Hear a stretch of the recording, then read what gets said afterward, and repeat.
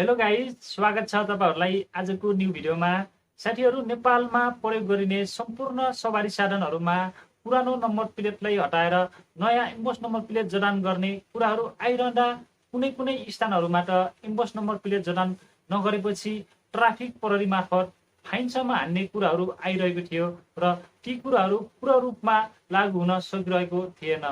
र साथीहरु, यसै क्रममा एउटा नयाँ अपडेट आएको छ साथीहरु इम्बोस नम्बर प्लेट सम्बन्धी। तपाईहरुले प्रयोग गरिरहेको इम्बोस नम्बर प्लेटमा सम्पूर्ण ल्याङ्ग्वेज इंग्लिशमा देख्न सक्नुहुन्छ र यसै क्रममा विभागले माग गरेको छ साथीहरु इम्बोस नम्बर प्लेटमा सम्पूर्ण कुराहरु नेपाली ल्याङ्ग्वेजमा हुनुपर्ने भनेर माग गरेको छ। र साथीहरु, यस्तै गर्दा नेपालीहरुको पहिचान पनि हुने भयो र नेपाली भाषाहरुलाई पनि बचाएर राख्ने भयो भन्ने कुराहरु पनि आइरहेको छ र यो कुरा चाहिँ जहाँसम्म लाग्छ सक्सेस हुन्छ साथीहरु। र त्यो सक्सेस हुने र नहुने भनेको पछिको कुरा हो साथीहरु। जहाँसम्म लाग्छ इम्बोस नम्बर प्लेटहरुमा सम्पूर्ण ल्याङ्ग्वेज नेपालीमा राख्नुपर्ने कुरा यो नेपालीहरुको लागि चाहिँ राम्रो कुरा हो साथीहरु। र साथीहरु, अबदेखि इम्बोस नम्बर प्लेट जडान गर्दा सम्पूर्ण ल्याङ्ग्वेजहरु नेपालीमा हुनुपर्ने भनेर माग गरेको छ।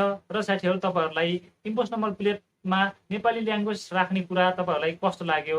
यदि तपाईहरुलाई भिडियो राम्रो लाग्यो भने भिडियोलाई लाइक कमेन्ट शेयर गर्नु होला र यस्तै खालको टेक्निकल सम्बन्धी नयाँ नयाँ भिडियोहरु सबैभन्दा पहिले हेर्न चाहनुहुन्छ र च्यानलमा नयाँ हुनुहुन्छ भने च्यानललाई अवश्य पनि सब्स्क्राइब गरेर छेउमा आएको बेल बटन अलमा टच गर्न भन्दै आजको भिडियोबाट बिदा हुन चाहन्छु।